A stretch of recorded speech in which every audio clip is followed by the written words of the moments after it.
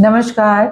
स्वागत है आप सबका आज मनीषा चैनल पर। मैं हूँ एस्ट्रोलॉजर मनीषा कौशिक और आपसे एक बड़ी इंपॉर्टेंट बात करने वाली हूँ। अब ये सवाल मुझे अक्सर कई बार लोगों ने लिखा है कि क्यों हमारे पीठ पीछे जो है वो लोग बात करते हैं। ऐसे क्या कारण है? अब कारण तो बहुत सारे हो सकते हैं, लेकिन मुझे लगा कि इस टॉपिक के बारे में बहुत लोग जो है इस टॉपिक से कनेक्ट करेंगे, तो इसलिए इसे जल्दी जो है वो वीडियो में शामिल किया जाए। जब मैं वास्तु के या फंक्शुई के बारे में पढ़ाई कर रही थी ना, तो बहुत सारी इंटरेस्टिंग ऑब्जर्वेशंस मैंने प्रैक्टिकली लोगों की ज़िंदगी में देखी हैं। एक चीज़ जो है वो आप नोटिस करेंगे कि अगर आपके घर में जो अलमारियाँ हैं, वो अगर खुली रहती हैं, बंद नहीं होती, बंद करते नहीं या होती नहीं, दोनों चीज़ें, तो कहीं न कहीं इन ऐसे घरों में जो आपकी बातें हैं, वो बहुत ज़्यादा पर्सनल नहीं रहती। आपके घर में कोई भी बात होगी, वो बाहर जो है वो ज़रूर चर्चा का कारण बनेगी। और ऐसे भी होता है कि यही चीज़ रीज़न है कि लोग जो है वो आपकी पीठ पीछे भी बात करते हैं।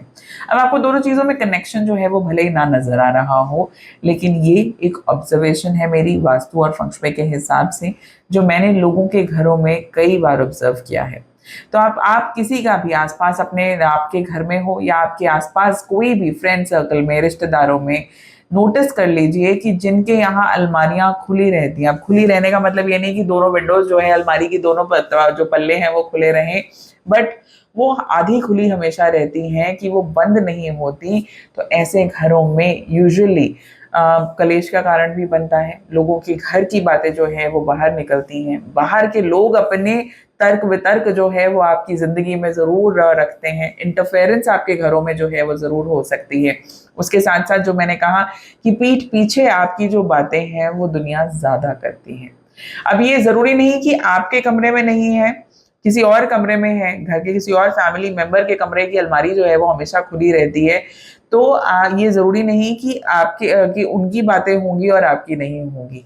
एक्चुअली क्या, अगर हम प्लान को समझें, अगर वास्तु के हिसाब से हम अपने फ्लोर प्लान को समझें, तो हर दिशा हमारे किसी न किसी फैमिली मेंबर के साथ जुड़ी हुई है। उनकी डेट ऑफ बर्थ के हिसाब से, उनकी कुंडली के हिसाब से, उनके लिए एक दिशा जो है वो मैटर करती है। अब उस दिशा के हिसाब से जो है वो आपको जो है वो उनके ऊपर जो है उस चीज़ का असर आना शुरू होगा। तो ज़रूरी नहीं कि जिनके कमरे की अलमारी खुली है, सिर्फ़ उन्हीं के लिए बात हो रही हो या सिर्फ़ वही चर्चा का कारण बन रहे हों। सो आपको इन चीज़ों से बाहर कैसे निकला जा सकता है? अब ऐसी प्रॉब्लम्स को कम करने के लिए सबसे पहले एक बात का ख़ास ध्यान रखें कि कोशिश करें कि उस अलमीरा को ठीक करवाएँ, और दूसरी चीज़ अपनी आदत को ठीक करें कि मुझे उसे बंद करना है। क्योंकि साइकोलॉजिकली वो काफ़ी समय से खुली रहती है, तो हम भी एफ़र्ट जो है वो डालना छोड़ देते हैं। तो थोड़ा-सा खर्चा इस चीज़ पर ज़रूर करना है। जब पता चल ही गया तो चीज़ों को जो है वो करेक्ट करते हैं। अब एक बात का ध्यान रखिएगा, यूजुअली जब मैं रेमेडीज़ शेयर करती हूँ, तो मुझे पता है कि बहुत लोगों को के लिए ये इफ़ेक्टिव हुई हैं, इसलिए मैं इसे जो है वो पब्लिकली जो है इन वीडियोज़ को शेयर करती हूँ। लेकिन बहुत लोग कहेंगे जी हमने तो किया, फ़र्क ही नहीं पड़ा। कोई भी चीज़ इंस्टेंटली असर नहीं देती। मैगी भी जो कहा जाता है ना कि 2 मिनट में मैगी तैयार, तो प्रैक्टिकली अगर 2 मिनट में आपने मैगी बनाई है तो मुझे बताइए, उसको भी पकने में टाइम लगता है। कोई फसल हो, कोई जो है कोई भी चीज़, जो कोई फ्रूट है, कोई फूल है, एक समय लगता है उसके वहाँ तक पहुँचने के लिए। तो भले आपकी आदत है, भले ही जो है वो कोई किसी रेमेडी का जो है वो इन्फ्लुएंस है, असर है, वो आने में समय लगता है। सबसे पहली चीज़, किसी भी रेमेडी को जब भी अप्लाई करें, तो फ़ेथ के साथ करें। टेस्ट करने के बिहाफ़ पर ना करें। अगर आप चाहते हैं कि आपको बेनिफिट होगा, देखिए हम किसी डॉक्टर की दवाई लेते हैं, तो हम ये नहीं कहते अच्छा चलो मैं दवाई खा के देखता हूँ, मुझे फ़र्क पड़ेगा या नहीं पड़ेगा। आधा फ़र्क तो वहीं से पड़ना बंद हो जाता है। लेकिन जब आप दवाई खाते हैं, आप इस तरीके से खाते हैं कि मुझे जो है ये दवाई खा के मैं बेहतर महसूस करूँगा, मैं जल्दी जो है वो मेरे से ये दवाइयाँ छूट जाएँगी। तो तब जो है वो दवाई का असर जो है वो बढ़ जाता है। उसी तरीके से एस्ट्रोलॉजी की रेमेडीज़ भी वही उसी तरीके से काम करती हैं कि आप फ़ेथ के साथ करेंगे, अफ़र्मेशन के साथ करेंगे, क्लींज माइंड के साथ और हार्ट के साथ करेंगे, तो वो डेफ़िनेटली असर दिखाएँगी।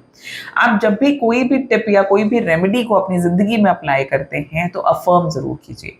अफ़र्मेशंस के साथ कीजिए कि इसे करने से मेरी ज़िंदगी में ये फ़र्क आया है। और आप देखेंगे कि ये जो रिज़ल्ट है उसमें भी आपको अच्छे व बढ़िया रिज़ल्ट्स जो है वो मिलेंगे। कभी भी आप कोई टिप या कोई रेमेडी अप्लाई कर रहे हैं, तो कोशिश कीजिए कि अपने जितने भी विकार हैं ना उनसे दूर रहें। जिन लोगों को अल्कोहल की बहुत ज़्यादा आदत है, तो फिर ये चीज़ है कि मैं अलमारी ठीक करा रहा हूँ, लेकिन सामने जो है वो मैं मदिरा सेवन जो है वो शराब जो है वो पी रहा हूँ, नहीं चलेगा। दूसरी चीज़, आप किसी चीज़ को ठीक करवाते वक़्त या कोई रेमेडी करते वक़्त अगर आप गुस्से में होंगे, अपने परिवार वालों से लड़ रहे होंगे, किसी और पर अपना गुस्सा, फ्रस्ट्रेशन जो है वो उतार रहे होंगे, तो इन चीज़ों का इफ़ेक्ट जो है वो कम हो जाएगा। बहुत ही शांत मन से और बहुत ही एकाग्र मन से हमेशा रेमेडीज़ करनी चाहिए। डिले हो कोई बात नहीं, जब बिल्कुल पीस ऑफ माइंड हो तब चीज़ों को करो, अपने आप के साथ करो। और खासकर स्पेशली मैंने ये देखा है कि अगर आपको पता है कि बच्चों को कोई चीज़ करवानी है या अपने किसी और फैमिली मेंबर से आपने कोई चीज़ करने को कहनी है, तो आप खिंचते रहोगे, कहते रहोगे कि इसको कितनी बार बोला है मैंने, पर ये नहीं करता।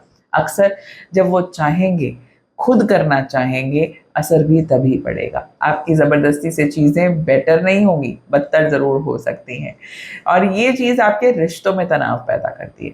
तो इसलिए हमेशा whenever you are trying a remedy, please मेरी रिक्वेस्ट है कि पेशेंस के साथ, मन के साथ ही चीज़ों को ट्राई करें। Have a great day, super blessed day. जल्दी मुझे कमेंट्स में लिखिएगा कि मैं किस बारे में जो है वो बात करूं। आप कौन सी सिटी से हमारा वीडियो देख रहे हैं वो भी ज़रूर बताइएगा। नमस्कार।